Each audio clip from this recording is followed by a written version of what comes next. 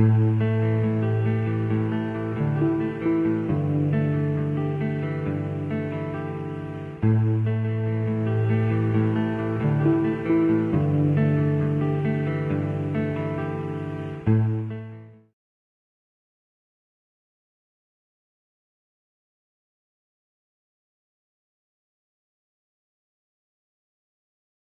name is Khaled ALBERRY.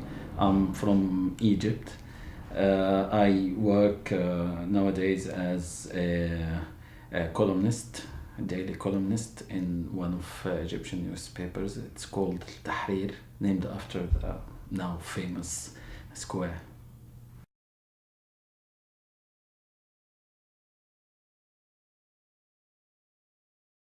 It's the same thing about being a writer everywhere. You have a chance to be manipulative. You manipulate your characters, you play with them. You are God for some time. So that's perfect.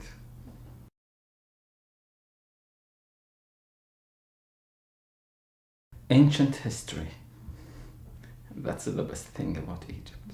I really can't think about lots of things. I know I should be patriotic and talk about how wonderful we are, but I think in Egypt, because of the population and the diversity of people, you come across loads of characters for me as a writer. So you meet people from all classes, from all sort of thinking, and by dealing with this number of people, it's like you're traveling in time and in place as well.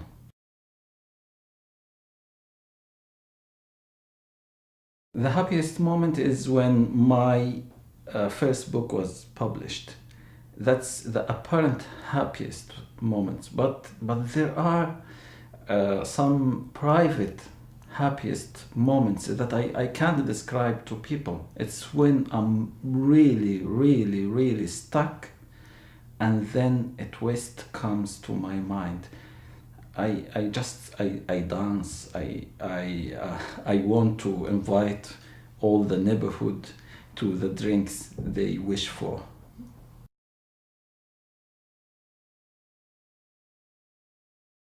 Iowa is different. Iowa is like a movie setting where there is a director who told people how to move, how where to stop, and where to smoke, and everybody is abiding the law. But America in general, I really like this optimistic views of American people. They're wishing to help all the time. You ask somebody about something, they can say, "I'm afraid I don't know," but they always say, let me see how can I help you." And that's really perfect. I know you can't take this for granted as Americans, but for me as a foreigner, that's really great.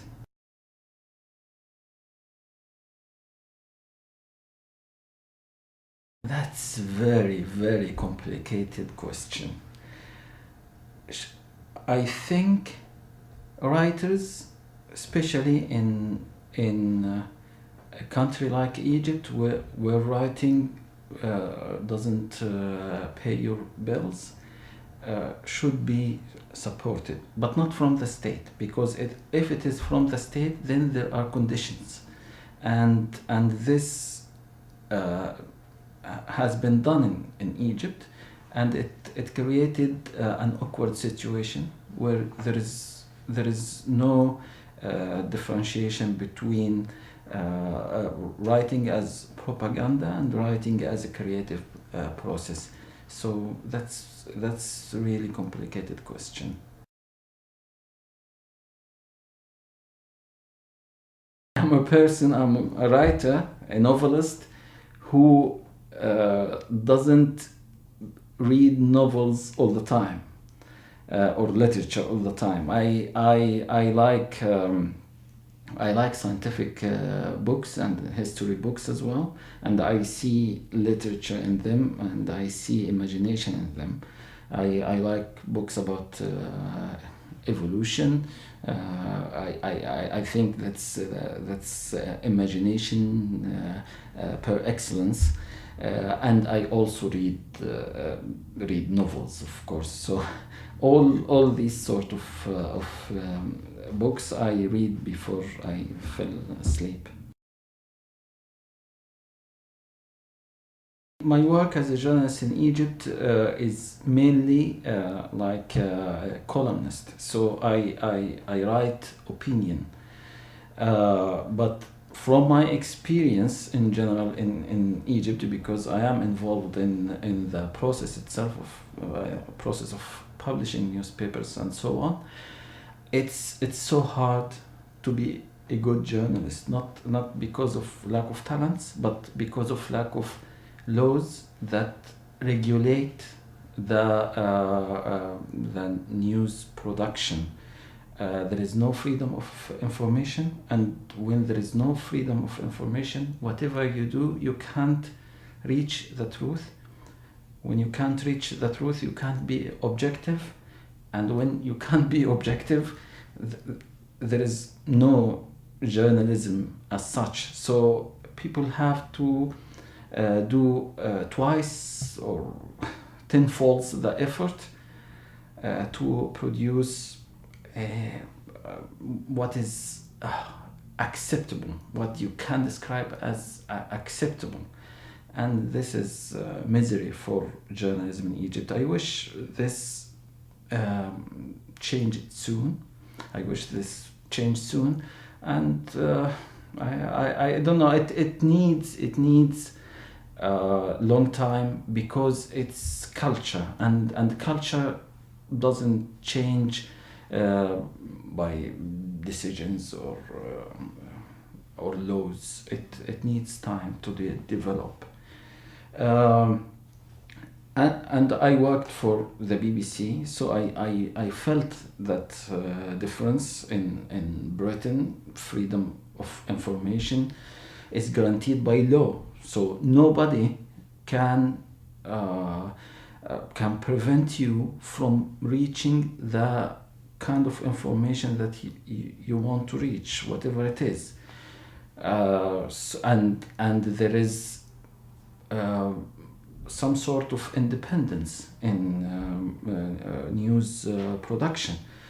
So that's another important factor in deciding the quality of the news you are producing. So the difference is so big. But again, I hope we progress soon.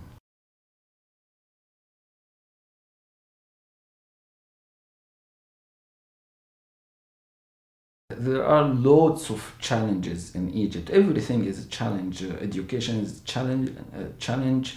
Economics is challenge, and sorry. Education is a challenge. Economy is a challenge. Foreign relation is challenge. So lots of challenges. But for President Mohamed Morsi in person, I think he has to think seriously about his position within Muslim Brotherhood organization. This is a not elected organization. The president of it, Murshid or guide or whatever they call him, is not elected. The people who are above President Mohamed Morsi in hierarchy within the group are not elected. He has to separate himself from them in order to have any chance of success.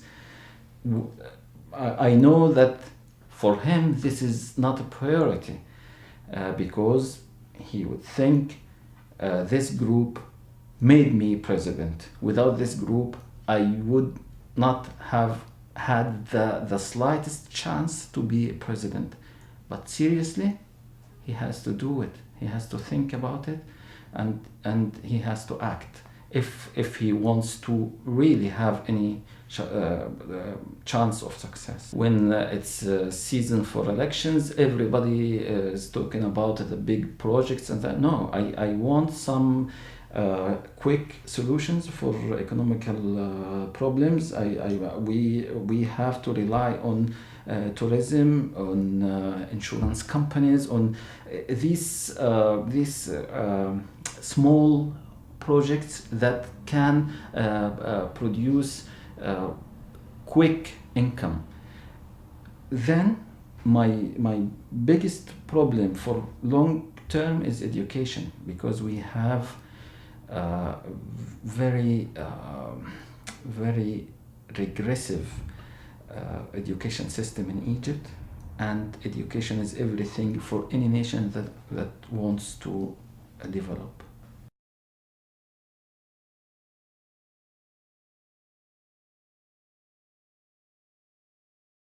The biggest effect of Arabic Spring is that it uncovered what has been there underneath the surface, because we used to have dictatorships, and dictatorships don't like different people, whatever the difference is. They just cautious about them. They think, oh, we don't know, then just ban them. So what happened after Arabic Spring is uncovering these people who were underneath. It showed itself in music, in lyrics, because this change can express itself so quickly. But I think it's yet to come to literature. It's yet to come to being brave and courageous in expressing yourself in different genres, and yet to come to build up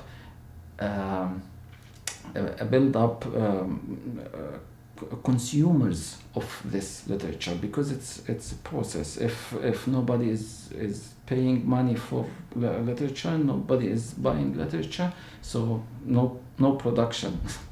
Iraq was the main hub for buying books, for consuming books.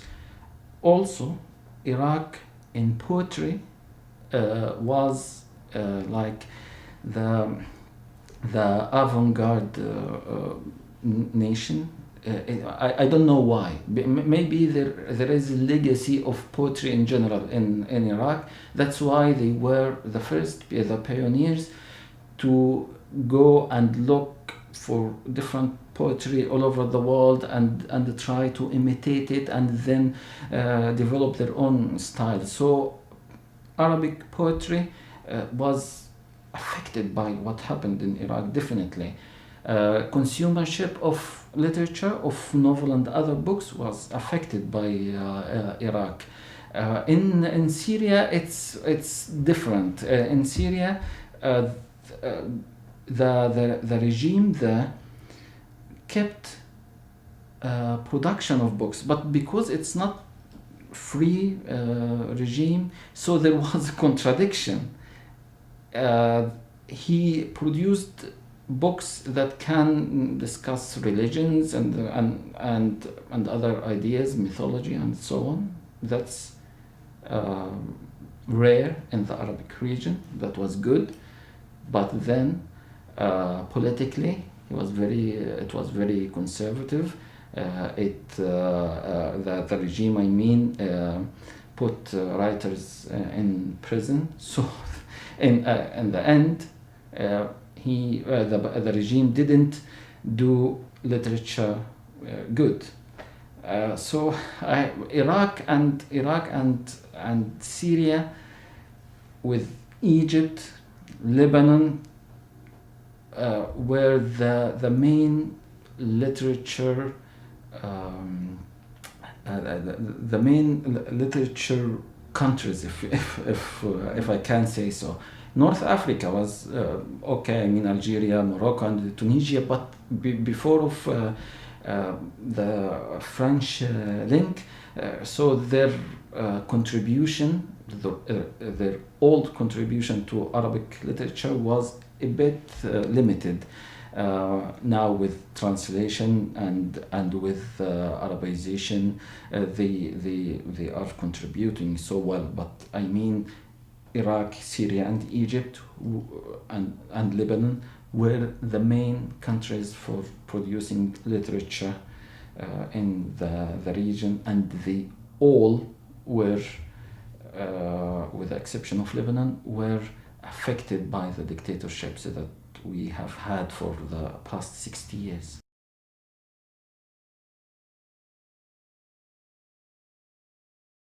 Again, I with all the patriotic feelings that I carry, I would have loved to say there was lots of these in the Arab region, but there isn't. That's the truth. There isn't. Yet, the younger generation of Egyptian writers are producing interesting things, and literature. It's literature that is promising. I can't compare it with the literary scene in the world outside, but it is promising. It is good. It is going to new genres of writing, and I hope within the coming 10 years the scene would change if we have the same political situation, the same atmosphere of openness. Yeah, I think what of the best things that I learned from writing is the differentiation between what people call truth and fictional truth. And literature has taught me that fictional truth is more honest than what people call truth, because it's I don't know how to describe it, but it's what, as human beings who live in a society, what we would have done if we were totally free, but we were not able to do so. It's our thoughts, our inner selves, and so thanks to literature that it provides us with fictional truth. My name is Khaled ALBERRY. I'm from Egypt. I work nowadays as a columnist, a daily columnist in one of Egyptian newspapers. It's called Tahrir, named after the now famous square.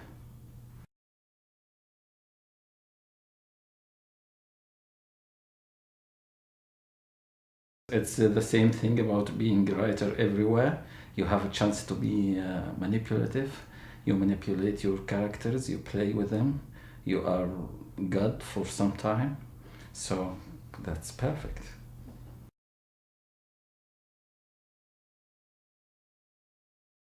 Ancient history. That's it. Come across loads of characters for me as a writer. So you meet people from all classes, from all sort of thinking, and by dealing with this number of people, it's like you're traveling in time and in place as well.